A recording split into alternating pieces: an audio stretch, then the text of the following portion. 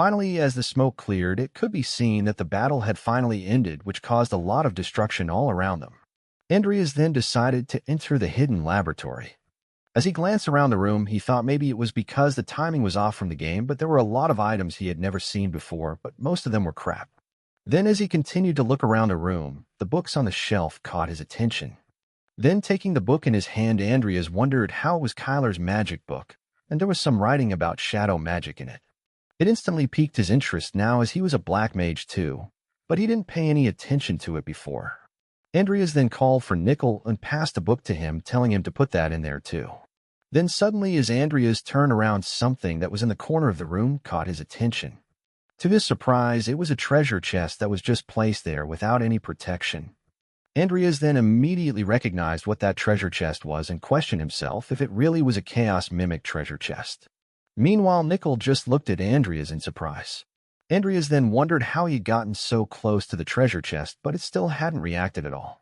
So he figured out that it only meant that someone had separated the chest from Mimic's body. So as he walked forward and analyzed everything, he knew it meant that he could easily take the items in the chest without having to fight the Mimic.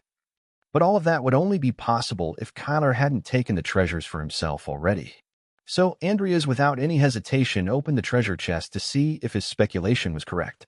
Andreas then reached his hand forward towards the treasure chest, as he thought how once the 3 items inside it had been taken out, it would turn into a normal chest. Moreover, as Andreas put his hand inside the treasure chest, he thought how the odds of running into them were so low, so all the items inside it were very valuable.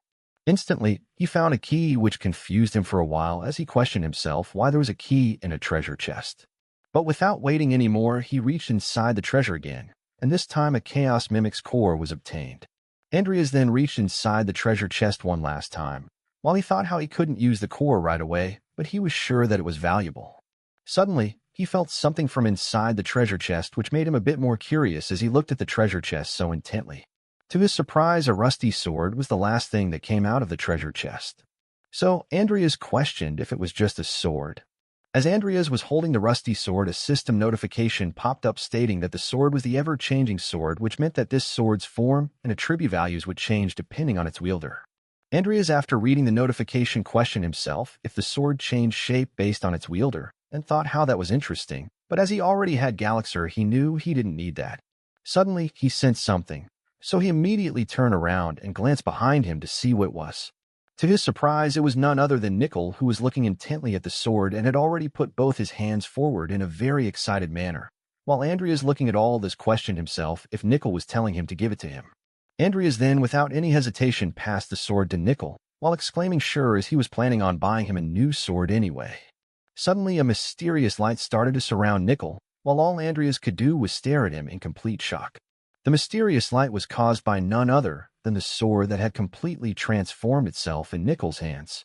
Suddenly, a system notification also popped up stating that the ever-changing sword had mana conductivity of 150%, downward/speed was 200%, and that the damage would increase when wielded in a fixed position for a sustained period.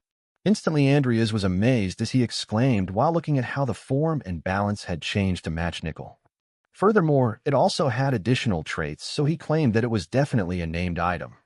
Andreas then called for Nickel and told him to carry all the stuff, as they would now head back to the academy, while Nickel was still admiring his new sword. A few days after all the commotion had ended, Andreas boarded a train and reached a train station where all he could hear was someone calling him senior.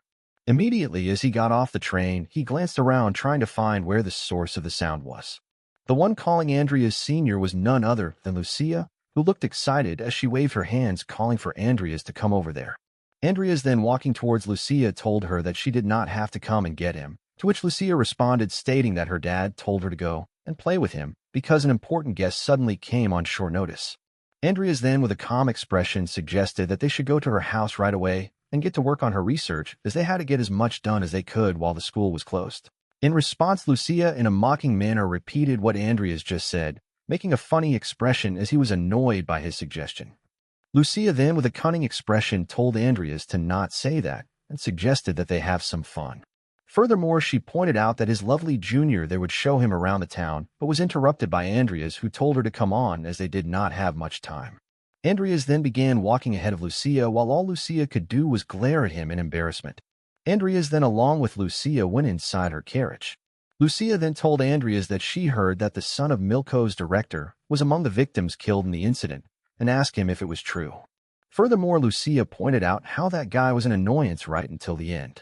Then Lucia, leaning towards Andreas, pointed out that since it was Senior Diane who put a stop to him, she apparently wasn't held responsible for it. Andreas in response told Lucia that he had no doubt because her father, Bact, was a duke and one of the 10 greatest on the continent before he was the master of Rodlin's magic tower. But Andreas also pointed out that the incident must have hurt the name of the House of Alvin. Lucia instantly exclaimed how nice because Senior Diane got a solid backing behind her. She then asked Andreas if he had heard how Professor Kyler died, to which Andreas simply responded by telling her that he heard he was killed by the monster he created. Lucia, listening to Andreas, exclaimed what an idiot he was to create a monster that even he couldn't handle. She then told Andreas even though just being able to live was a blessing. This sudden statement caught Andreas' attention as he glanced at her with a calm look. Andreas then started to reminisce about the battle and wondered how they had reported exactly what he had made it seem like, but he was sure that they were secretly investigating it. So he decided that he would have to tread more carefully for a while. Suddenly, the carriage stopped outside a huge mansion while Lucia claimed that they had arrived and began getting off the carriage. Lucia then, glancing towards Andreas, said by the way, and asked him why did he suddenly decide to be proactive now when he was always so busy, to which Andreas exclaimed well and told her that he thought he might as well help her while he was signing the contract for the new potion. Agitated by the response, Lucia, glancing towards Andreas, exclaimed huh, and asked if he was for real. Suddenly, as they reached near the mansion, Andreas, along with Lucia, could hear people having a conversation where one of them yelled at Hollington and told him that she never thought he would play her like a fibble, to which the other one pointed out that he told her the orc of the Great Forest was a tough beast, making it difficult to collect materials. Then, as Andreas and Lucia kept walking towards the mansion, they could clearly see those two arguing. One was a blonde lady who turned towards the other man, asked him if he thought orcs are scarier than her, to which the other man said no, and that was hardly the point. Suddenly, both of them stopped arguing and glanced forward as they heard Lucia calling the other man her dad. The blonde woman then, pointing towards Lucia, asked him if that was his daughter, to which all Lucia's father could do was question her what she was doing. The blonde woman then began some kind of spell which created a huge surge of green mana to envelope her entirely, while everyone that was witnessing this were left in a state of shock looking at her. Suddenly, the blonde woman appeared between Andreas and Lucia. Then, without a moment's delay, she immediately grabbed Lucia and called her sweetheart and told her to come with her. Lucia then, with a bewildered expression, questioned her where to which the blonde woman, maintaining a calm look, told her that her old man couldn't deliver on his promise. Meanwhile, Andreas was also dumbfounded at the actions of the blonde woman as he stood beside her. Andreas then kept staring at the blonde woman as he thought what a fearsome force she was and wondered who she was. Witnessing the sudden turn of events, Lucia's father was terrified and began rushing toward them as he yelled, "Please don't," and called the blonde woman Lady Hagenthal. Furthermore, he tried to tell her that right now Lucia was. But suddenly the Lady Hagenthal vanished from where she was standing along with Lucia, leaving Andreas and her father shocked as they wondered where they might have gone. Lady Hagenthal, who had now appeared above the roof of the mansion holding Lucia, immediately called for Hollington and told him that she would bring Lucia back the next time she came back. She then threatened him to make sure he had the neutralizer by then, while all Lucia could do was wonder how she did want to go. At the same time, Andreas yelled out for Lucia, while her father just stood there in utter shock. Then, as Lady Hagenthal was turning back to leave, she wished them good luck to the both of them, while Lucia, in a panicked state, was calling out for her senior. At the same time, Andreas, who was focused on Lady Hagenthal, noticed her tattoos made of magic. Andreas then, with his eyes wide open, questioned himself if she really could be the one he thinks she is. Andreas then immediately called out the name Salem, which made Lady Hagenthal puzzled as she did not expect Andreas to say her name. Lady Hagenthal was none other than Salem, who had transformed into a woman. Salem then called out Andreas and told him how it had been a while since they met. Meanwhile, Lucia's father along with Lucia were dumbfounded as they heard Andreas called Lady Hagenthal Salem, and how Andreas had figured out Lady Hagenthal's real identity. Amidst the chaos, Andreas, then looking at Salem, immediately asked him if he would please leave Lucia behind. Salem then made a disgusted expression and called Andreas a cheeky brat, telling him that just because he was nice to him once, he got carried away. Salem then threatened Andreas by asking him if he dared to order him around. In response, Andreas told him no, and that it was not an order, but that he was pleading with him. Furthermore, Andreas told him that he would give him information equal in value in return. Hearing his words, Salem immediately questioned him if he could back up those words and pointed out that, as they say, his words are the source of disaster. Andreas immediately mentioned a book written by the god of mythological ages, which made Salem open his eyes wide open in shock. Andreas then, with a look of confidence, told Salem that he would tell him where to find it, while in the back of his mind he questioned how that was. Hearing Andreas mention the book, Salem immediately, without any hesitation, safely jumped down towards them, holding Lucia, which made Andreas exclaim while Lucia's father was terrified and calling out Lucia. Salem then let go of Lucia and walked towards them with a calm expression and asked Andreas where it was. Andreas in response questioned him if he was sure he should tell him that there, and pointed out that there were others there, while Lucia and her father just looked at Andreas in complete surprise. Understanding the situation, Lucia, along with her father, immediately turned around and closed their ears, while Salem told Andreas to just say it, as if he didn't find it there, he would simply get rid of all of them together. Andreas then, without any hesitation, told Salem that it was at Lake Ervo, which lay on the southwestern border of the empire, and that it should be in an underwater cave there, in the direction of 7 o'clock. Salem then, listening to Andreas, carefully questioned Lake Erva and asked him if he didn't come up with that on the spur of the moment, to which Andreas asked him if he seriously thought he would do that. Salem then, with a sharp look in her eyes, asked Andreas where he got that information from. Andreas then, immediately bowing his head, told Salem that it was the only thing that he couldn't tell him, to which Salem exclaimed, "Good grief," with all of him and his secrets. At the same time, Andreas, in the back of his mind, wondered how it was the information from the game after all. Salem then turned towards Hollington and told him that he would let him off the hook this time, and asked him if he knew what would happen the next time.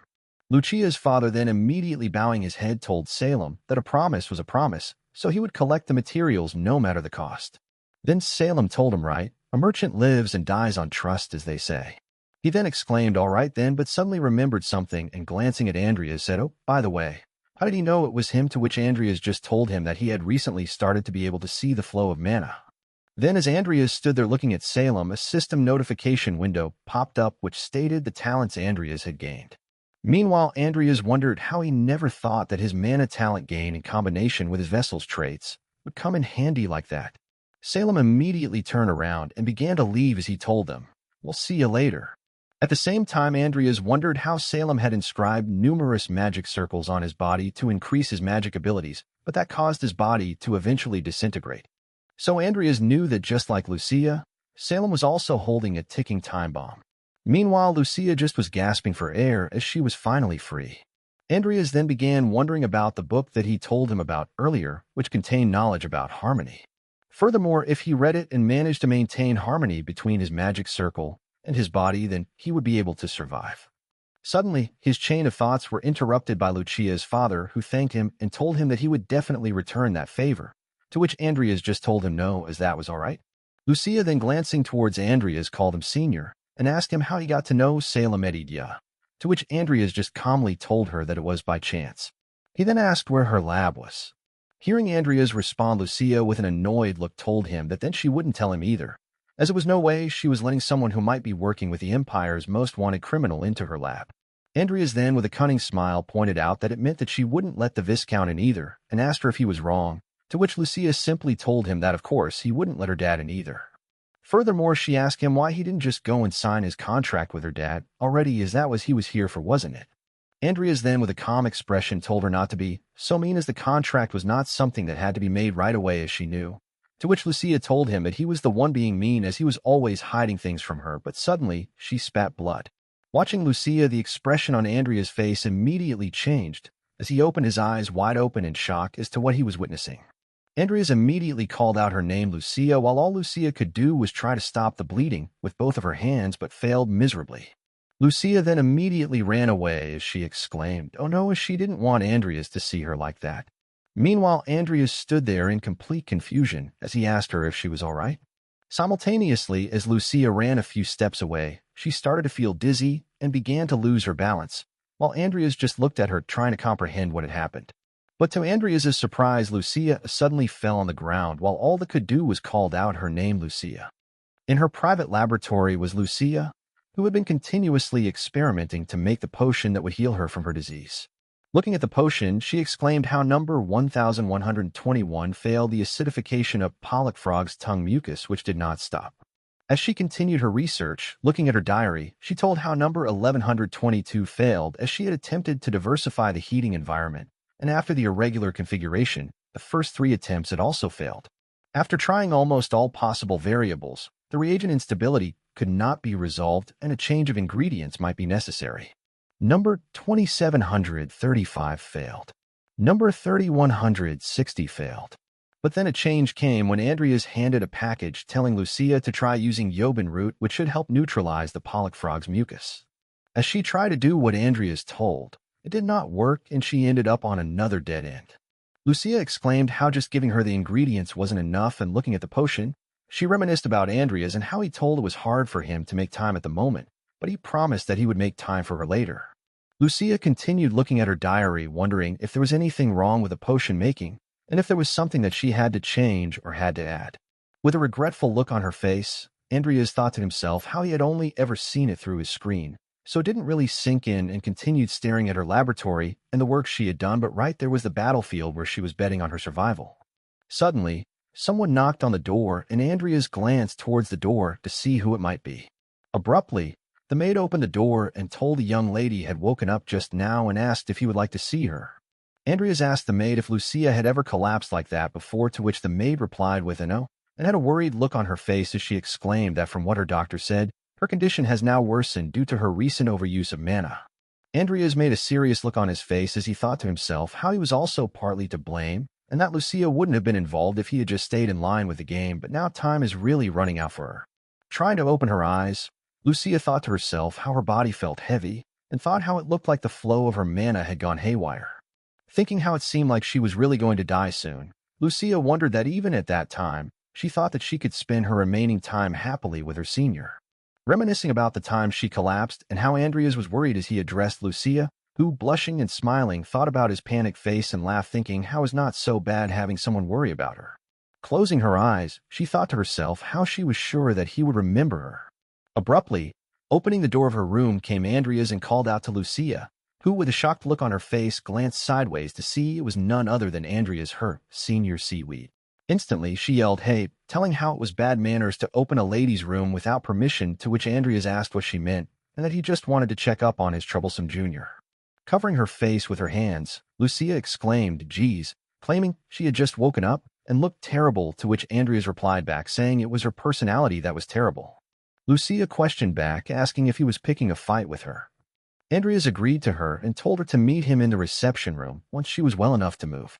He had a new product deal he had to sign with Viscount, and after that, he would help her with her research. Hearing that, Lucia, with her hands covering her face, was left in a state of awe as she had not expected this out of Andreas. Soon, Andreas and his new product deal with Viscount went smoothly, and with a satisfied look on his face, Viscount told Andreas that he hoped to continue having good relations with him, and as the head of a trading company, he didn't want to pass on such a good product to other companies, to which Andreas told he felt the same way and thanked Viscount for always giving him such good terms.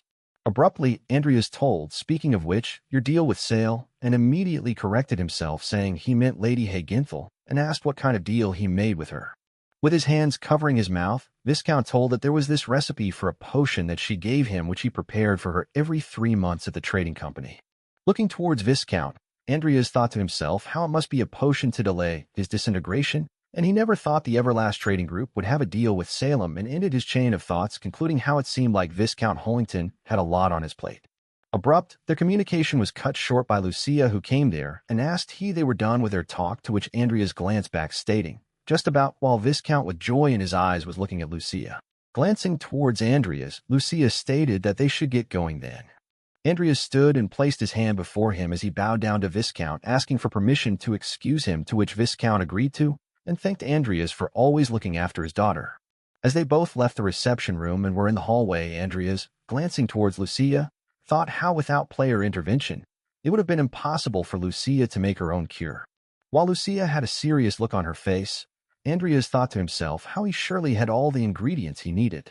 As Lucia turned her gaze towards Andreas, who was thinking since that world was no longer a game, he had to figure out the mixing ratios himself, but the biggest problem was that the Yobin root he got from the congregation was almost gone. Abruptly, Lucia addressed Andreas as senior and asked him what he was thinking right now, and was caught in a state of surprise as Lucia suddenly questioned him, and he replied back with a "ha." With a displeased look on her face, Lucia asked Andreas if he was thinking about Senior Vivienne, to which Andreas told Lucia to not be silly and ordered her to tell how far she had progressed. Lucia, making a serious look on her face, said that she had told him the other day how there had been no progress since she discovered the reaction, and the Yoban root he gave her was running low as well. Andreas was shocked as he thought how it was impressive that she had progressed that far, and quickly asked Lucia if that cure was for her. Hearing what Andreas just asked, Lucia stood still and halted. Abruptly, she told Andreas she was going to die soon. Hearing that, Andreas paused as well and had a displeased look on his face as he could neither react nor reply to what Lucia just said. Lucia continued saying how originally she was supposed to live another year or so, but probably because she pushed herself too hard when she fought that monster the other day, she told how they said that she had just 2 months to live now.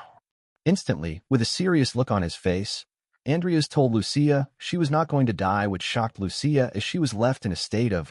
Abruptly, with anger in her eyes, she yelled how she was not joking while Andreas stood still in front of her, but soon glanced back towards Lucia, claiming there was no time to waste, so they should get started. As the night came, Lucia agreed to Andreas, saying yes, and that she had already tried that as well. Hearing that, Andreas told Lucia if she said so, then he would just skip ahead from there, to which Lucia agreed, exclaiming sure. Writing and holding a note on his other hand, Andreas told all right, and since he had got it all sorted out to a point, and ordered Lucia to go and get some sleep, while Lucia replied saying she would stay with him a bit longer. As he continued writing the notes, he sarcastically told Lucia that she wouldn't get any taller if she didn't go to bed early. Abruptly, Lucia, addressing Andreas as senior, told him that they should go and have some fun tomorrow. Andreas replied, saying they didn't have time for that. Folding her hands, Lucia made a sad face as she exclaimed, "How boring," further stating that she had been stuck in this life for years and asked if he knew this could be a waste of time. She concluded that she wanted to make some memories at least. Hearing such an emotional statement from Lucia, Andreas was left in a state of shock as he tried to comprehend what he had to do and immediately closed his eyes, claiming, "All right, but just for 2 hours." Lucia was left in a state of joy as she asked what and if he was telling it for real. She further stated that she never had a beer before, to which Andreas refused, saying forget he said anything. Abruptly, Lucia said all right and that they would not drink beer. The next day came and they made their way to the market in town. Lucia, with a look of joy, was holding a lot of bread in her hands while Andreas kept staring at her, amused like a little child.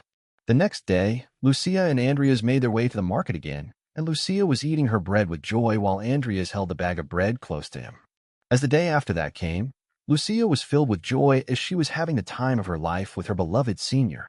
While Andreas was looking at the notes and holding 2 potions on both of his hands, Lucia calmly kept staring onto Andreas as he was carefully pouring potion from one flask to the other as sweat dripped from his face.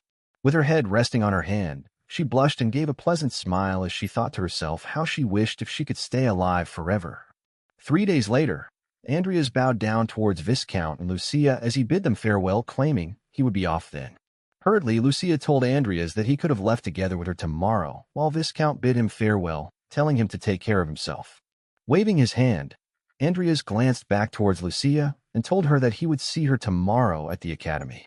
With a content look on her face, Lucia squinted her eyes as she thought even if she only had a little time left, and kept looking at Andreas as he left her house and thought how these final days weren't so bad either. The academy has reopened. Andreas was grinding the ingredients in a bowl, and soon after pouring it onto a different jar, he wondered how obviously there were no more lectures from Kyler, and thanks to that he had more time to spend in his personal laboratory. He continued brewing a potion on a flame, mixing the ingredients he had prepared before. With a nervous look on his face, he dropped a few drops of the brewed potion onto a different jar. Looking at it, he waited for a while as the brewed potion started to get mixed with the liquid that was there. Seeing that the potion had failed, Andreas, with his head resting on his hand, sighed as sweat dripped from his face, and he called out status window. As multiple status window appeared before him, he thought to himself how he had been using black magic a lot lately, so he was able to evolve it. But his potion skills were nowhere close, and assuming that it was impossible to evolve potion talent anytime soon, he rested his head on his hand as he had a serious look on his face while sweat dripped from his face, thinking so long as there was a deadline of 2 months, his only option was to find a new recipe and increase the chance of evolution. Clenching his teeth, Andreas exclaimed, "Damn it," and because he thought he still had time left, he had been postponing her situation for too long, and that too, all because he was trying to follow the game. Abruptly, he stood up in anger, resting on his table, and concluded for now He should look for another option, and he had also ordered the ingredients for the cure back at the Everlast house. He was about to leave his laboratory, and as he opened the door, Dean Belial stood in front of him as he exclaimed that Andreas had finally answered the door. Andreas was left in a state of shock as he tried to comprehend why of all the people, Dean Belial came to visit him in person. He continued saying how he didn't think it would take that long, having waited all afternoon while Andreas, who was trying to comprehend everything, addressed asking Dean Belial as he questioned himself why he was here. His eyes glowed green as he gave a murderous look on his eyes addressing Andreas and asking if he could use black magic. Listening to what Professor Belial just asked left him speechless as he couldn't comprehend why the professor was asking him this, but Professor Belial, who was casually standing in the doorway, kept looking sternly at Andreas.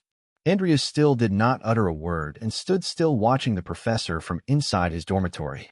But with a cold look on his face, Andreas then asked the professor what he was talking about and told him only a lunatic would be able to use black magic at this academy.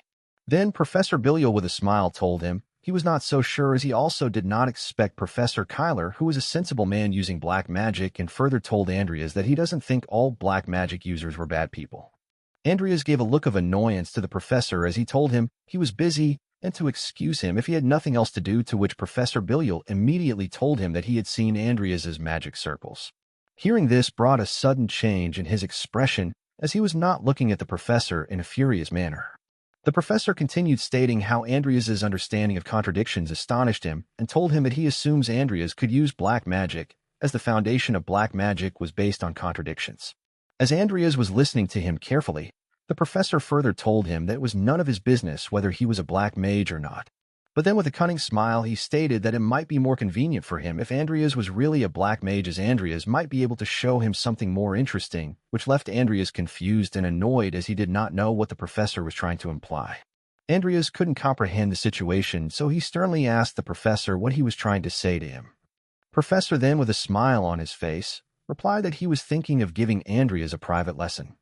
He further stated that if he takes his offer, then he would become a warlock before long, which left Andreas even more confused, but he was still listening to the professor attentively.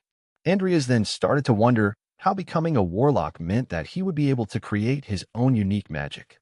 He thought that if he compared it to swordsmanship, then it was like being an aura master like Salem and Dishkran. He further wondered how Belial held the title of youngest warlock among all those who had achieved this, and normally, it was a no-brainer to accept an offer from a genius like him. But he started thinking about the risks of getting involved with a psychopath like him, and besides that, Lucia's cure was the most important thing to him at that moment, so with that thought on his mind, he told the professor that he was honored by such a generous offer from the dean. But Andreas was immediately interrupted by the professor before he could finish his sentence, as the professor told him how, in other words, Andreas accepted his offer, and they should start with the heart of elemental magic, which was matter fusion. Then the professor turned back and told him that he will be back tomorrow at the same time as he started making his way out, but Andreas, with a dissatisfied look, told him how that was not what he meant to say. But as he was trying to explain that to the professor, he swiftly disappeared into thin air, leaving a green light where he was standing. This whole situation left Andreas furious as he thought how that prick just said whatever the hell he wanted to say, further thinking how he had caught the eyes of someone troublesome. 6 weeks later, while Andreas and Lucia were working on her potion making, Andreas came back with a small bag as he told her that he had brought food, so they should take a break for some time. Lucia quickly glanced back with excitement, asking him what was, to which Andreas, raising the bag, replied that it was a sandwich. Then Lucia, without wasting any time, started eating the sandwich with a joy on her face. Andreas, looking at how she was eating the sandwich, thought to himself that she sure could eat, and he was glad she had an appetite.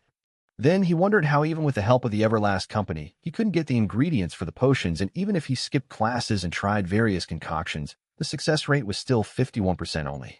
He continued thinking to himself how he might be able to figure something out if he kept trying, but he was worried that the deadline was fast approaching.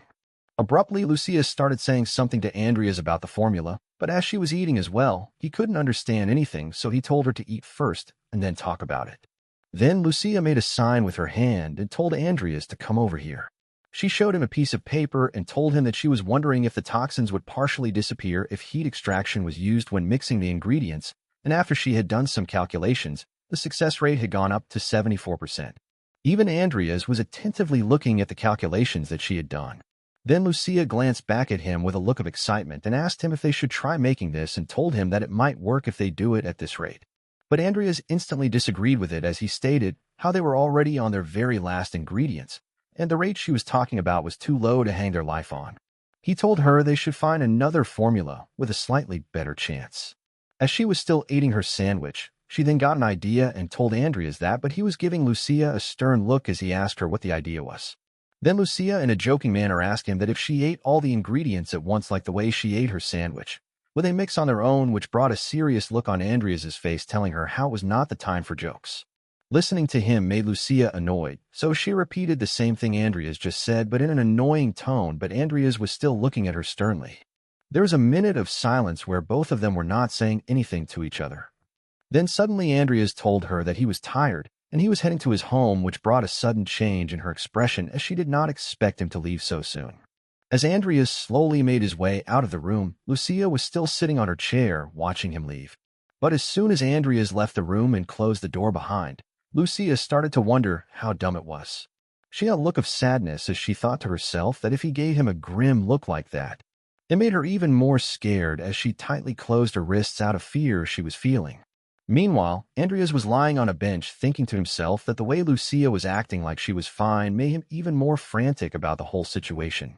He had a serious look on his face as he wondered how this wasn't a world where she would respawn if he failed, so decided that he should think back to the beginning in the private lab. As he made his way to the lab, he was still analyzing the formula. Then he thought that in the worst-case scenario, he would have to use the 74% probability formula that Lucia suggested. Andreas had a determined look on his face as he was flipping the pages of the book, carefully trying to find any kind of loopholes, but suddenly there was someone knocking on his door. Then he asked who was at the door and told the person that the door was not locked. It was Diane, who had a frightened look on her face as he told Andreas there he was. Andreas, looking at her face, immediately asked her what it was, to which Diane replied that it was Lucia. Then Diane, who looked terrified, told him that Lucia had collapsed, coughing up blood, which left Andreas in a state of shock hearing this. Soon, they both went to meet Lucia and looked weak as she seemed unconscious. Diane and Andreas were standing right next to where Lucia was lying down as Diane stated how it was an incurable disease which she didn't have any idea that she was suffering from, and told him, and she had informed the Everlast House, just in case things went bad. She further stated that because of her terrible state, she was asking her father to get Rodland's best team of doctors, but Andreas interrupted her and called her name. He then told her that he had a favor to ask from her, but listening to this left Diane in a state of confusion. Andreas took her back to the private lab and showed her the formula Lucia had made, to which Diane told him how the two of them had done amazingly well to reach this far. Andreas then told her where they got stuck and further stated how theoretically there should be nothing left after the synthesis, but a lethal dose of toxic still remained.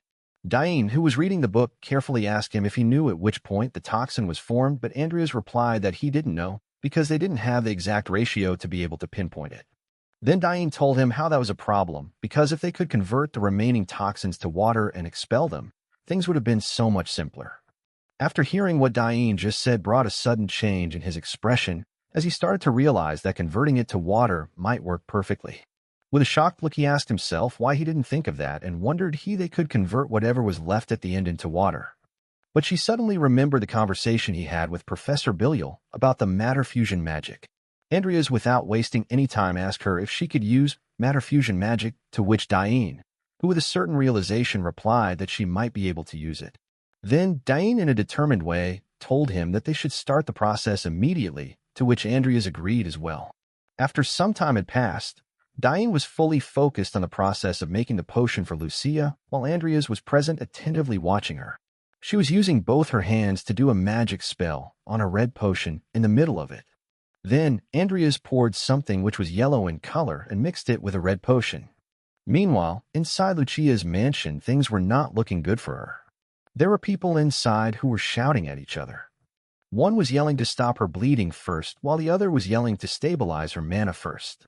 The one doctor with pink hair agreed to stabilize her mana, but blood was dripping all around her. Lucia was in a very bad state as she was coughing blood all over herself. Then the doctor said that her mana wasn't stabilizing at all, and the flow of the mana was stronger than expected. Even her father was inside the room, as he was trying his best to get near Lucia, and in a furious manner told the doctors to stabilize it no matter what it took. But the doctor had a terrified look on his face as he questioned himself if she was having her mana's final flare-up, which was really bad for Lucia, while her father was still trying his best to get near her. Suddenly, there was a loud noise in the back which made all of them who were inside the room look back in that certain direction. The one who opened the door was none other than Andreas himself, who looked exhausted. With a serious look on his face, he exclaimed that he was sorry for being late. Sunlight pours through the window, filling the room with a warm glow. Outside, the weather is calm and serene, with a clear blue sky and a gentle breeze rustling the leaves. Lucia slowly opens her eyes, blinking as the gentle morning light filters through the window. Lucia lay in bed, pale and still, as the soft morning light streamed through the window. Her eyes slowly fluttered open, meeting Andreas's gaze. He sat beside her, arms folded, his expression a mix of concern and relief in the quiet room. Andreas felt a wave of relief as a slight smile crossed his face, seeing Lucia finally awake. Suddenly, Lucia sat up in bed and called out Senior Seawood, her expression filled with confusion. Andreas, however, remained calm, watching her with a steady gaze. Lucia, surprised, thought to herself, I feel better for some reason. Even my mana is calmer. Is this what they call terminal lucidity? That moment when you feel better just before you die? Lucia, feeling confused, gazes at Andreas with a mix of emotions, her thoughts racing as she wonders why he's here. Then her expression softens, and a gentle happiness fills her eyes. Taking a small step toward him, she lets a slight smile grace her lips and begins to speak, her voice warm. I'm glad I have the chance to say goodbye. She starts to open up, sharing how much she enjoyed the moments they spent together because of him. As she speaks, her mind drifts back to those memories, and she begins to recall the time they shared, each moment replaying vividly in her thoughts. She continues to share her feelings, saying that he gave her hope that her illness could be cured. In fact, because of him, she even forgot that her days were numbered. She admits that if it hadn't been for him, she was certain her spirit would have given up first, leaving her to spend the rest of her days in despair. Finally, she thanks him sincerely for everything he's done. With a soft smile, she says goodbye and playfully calls him Senior Seaweed.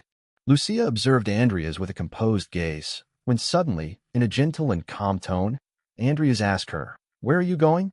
In a state of shock, Lucia quickly rushed to the far edge of the bed, heart racing as she panicked and shouted, "Well, you startled me."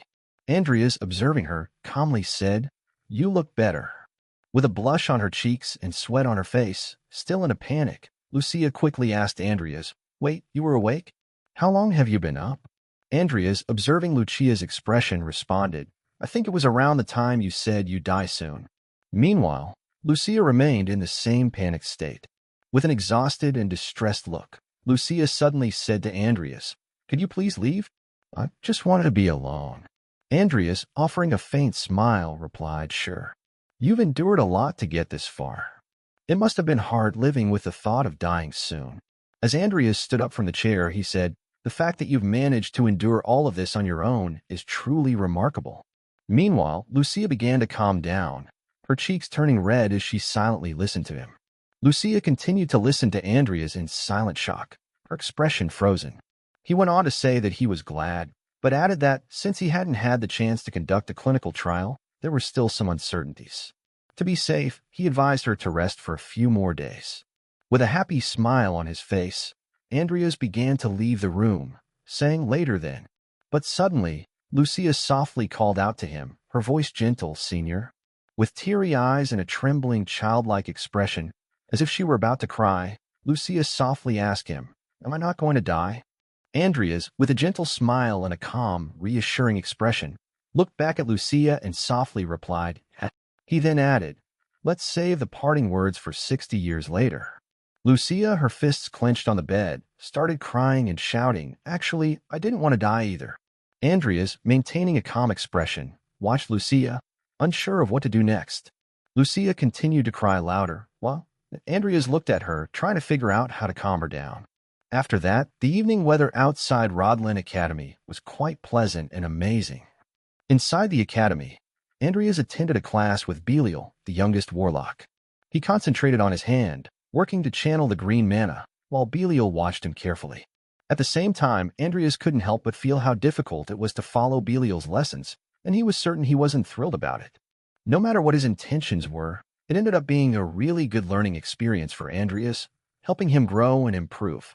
As time went by, the days steadily passed, and before they knew it, the long-anticipated day of the midterm exams finally arrived. One of the academy teachers called out loudly, "Everyone, start lining up now, whether you're in the magic faculty or the night faculty." Out of nowhere, from behind on the field, Vivian's voice called out to Andreas while he was standing in line, catching him by surprise. Andreas greeted Vivian with a smile, saying, "Long time no see, Vivian." She responded in a gentle voice, "I heard about it. You cured Lucia's illness, didn't you?" Andreas spoke softly, replying, "All I did was help her. Nothing more. It wasn't anything special. I just did what I could to assist her recovery." Vivian, with a serious expression, told Andreas, "So you became a fairy for Lucia as well," her tone gentle but firm. Andreas replies, "Haha," but he thought to himself what Lucia would say, that she would call him seaweed instead of that. Suddenly, the examiner's voice boomed, commanding everyone's attention. Addressing the students, she announced, "Listen carefully, as I will now explain the details of the exam." She then began to explain, "Your grades will be determined by the number of floors you manage to ascend. However, be warned, each floor is filled with traps and monsters, and the challenges will become increasingly difficult as you climb higher. Also, the exam process will be shown live to the academy and people outside the academy." Andreas, with a serious look, started thinking. Madras Tower. A 30-floor dungeon created with magic by Madras Alvin, the first leader of the House of Alvin. It was so hard that no student had ever reached the top floor. Only students under 25 could enter because of a magical barrier. This tower was the ultimate test to decide who the strongest student in Rodland was. The exams were almost canceled because of Kyler's involvement, but now that the problem was solved, Andreas could focus on the challenge. Interpreting the thought of Andreas, the examiner added, "Entry will be restricted to 20 participants at a time. In case of a life-threatening situation, you will be automatically teleported out, so I encourage everyone to give it their all." She then announced, "Now we will distribute your numbers, and everyone receive their assigned numbers." Andreas, in a calm and gentle tone, told Vivian that his number was 38, while hers was 16. Vivian, with a solemn expression, replied, "I wish we could go in together." Andreas then reassured her, saying even if we could, the starting points are random, so we'd be separated anyway. Out of nowhere, Dane, with an excited and glamorous look, asked, "What numbers did you two get?" Andreas replied, 38, and Vivian said, "Mine is 16. Meanwhile, other students in the field were also talking about their numbers. Dane then mentioned that her number was 3 and that she was in the same group as Vivian. With a teasing tone, Dane remarked, "By the way, I always see the two of you together. Are you two in that kind of relationship?"